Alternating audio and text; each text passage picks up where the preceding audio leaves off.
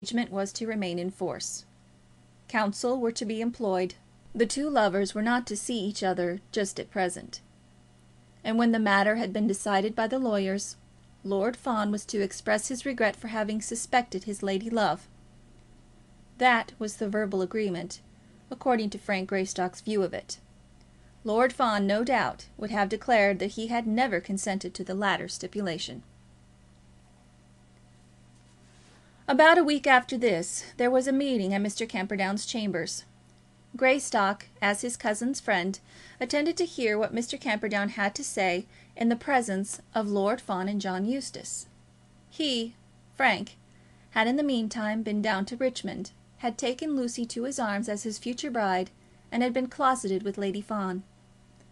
As a man who was doing his duty by Lucy Morris, he was welcomed and made much of by her ladyship.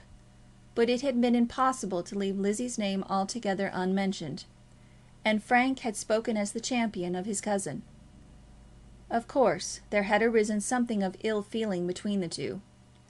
Lady Fawn had taught herself to hate Lizzie, and was desirous that the match should be over, diamonds or no diamonds. She could not quite say this to her visitor, but she showed her feelings very plainly. Frank was courteous, cold, and resolute in presuming, or pretending to presume, that as a matter of course the marriage would take place.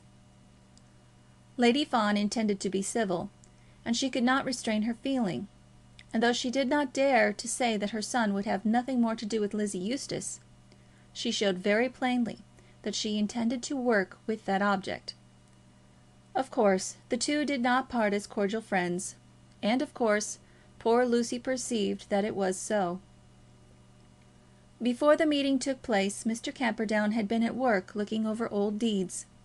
It is undoubtedly the case that things often become complicated which, from the greatness of their importance, should have been kept clear as running water.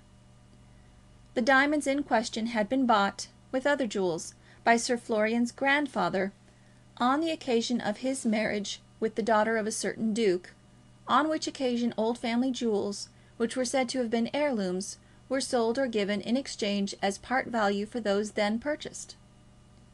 This grandfather, who had also been Sir Florian in his time, had expressly stated in his will that these jewels were to be regarded as an heirloom in the family, and had as such left them to his eldest son, and to that son's eldest son, should such a child be born. His eldest son had possessed them, but not that son's son. There was such a Eustace born, but he had died before his father. The younger son of that old Sir Florian had then succeeded as Sir Thomas, and he was the father of that Florian who had married Lizzie Eustace. That late Sir Florian had therefore been the fourth in succession from the old Sir Florian by whom the will had been made, and who had directed that these jewels should be regarded as heirlooms in the family.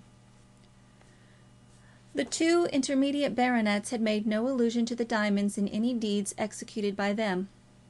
Indeed, Sir Florian's father had died without a will.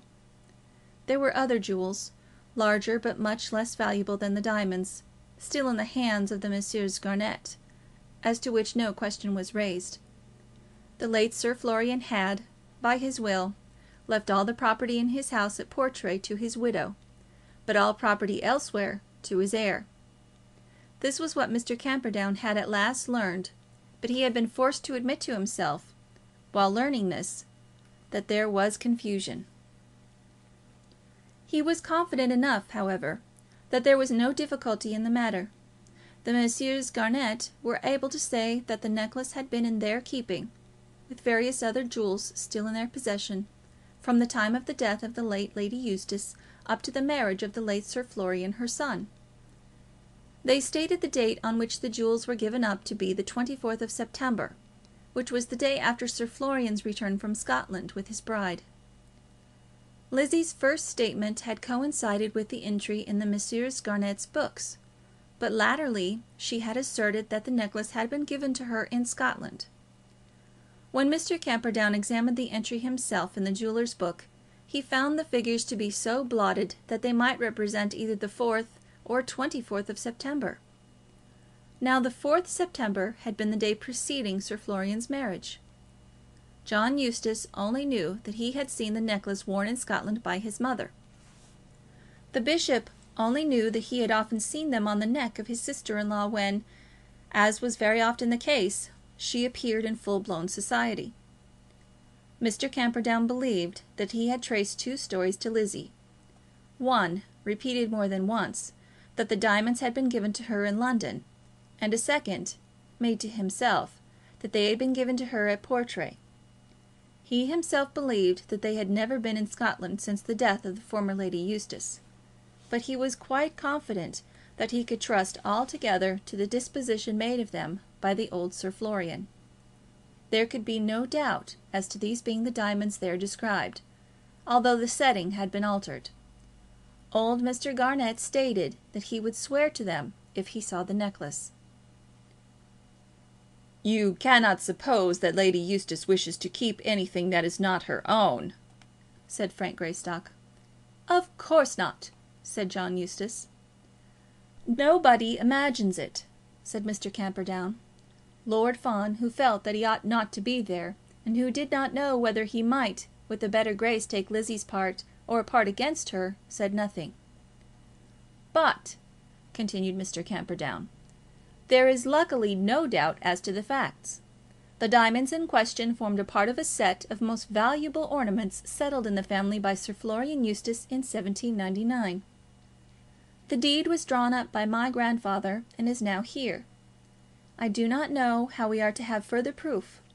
Will you look at the deed, Mr. Greystock, and at the will?" Frank suggested that as it might probably be expedient to take advice on the subject professionally, he had rather not look at the deed. Anything which he might say on looking at the document now could have no weight. "But why should any advice be necessary," said Mr. Camperdown, "when the matter is so clear?" "My dear sir," said Frank, "my cousin Lady Eustace is strong in her confidence that her late husband intended to give them to her as her own, and that he would not have done this without the power of doing so." Now Mr. Camperdown was quite sure that Lizzie was lying in this, and could therefore make no adequate answer. "Your experience must probably have told you," continued Frank, "that there is considerable difficulty in dealing with the matter of heirlooms." "I never heard of any such difficulty," said Mr. Camperdown. "People generally understand it all so clearly," said Lord Fawn. "The late Sir Florian does not appear to have understood it very clearly," said Frank. "Let her put them into the hands of any indifferent person or firm till the matter is decided," said Mr. Camperdown. "They will be much safer so than in her keeping." "I think they are quite safe," said Frank. And this was all that took place at that meeting. As Mr. Camperdown said to John Eustace, it was manifest enough that she meant to hang on to them. "I only hope Lord Fawn will not be fool enough to marry her," said Mr. Camperdown. Lord Fawn himself was of the same way of thinking, but then how was he to clear his character of the charge which would be brought against him? And how was he to stand his ground before Frank Greystock? End of chapter 16.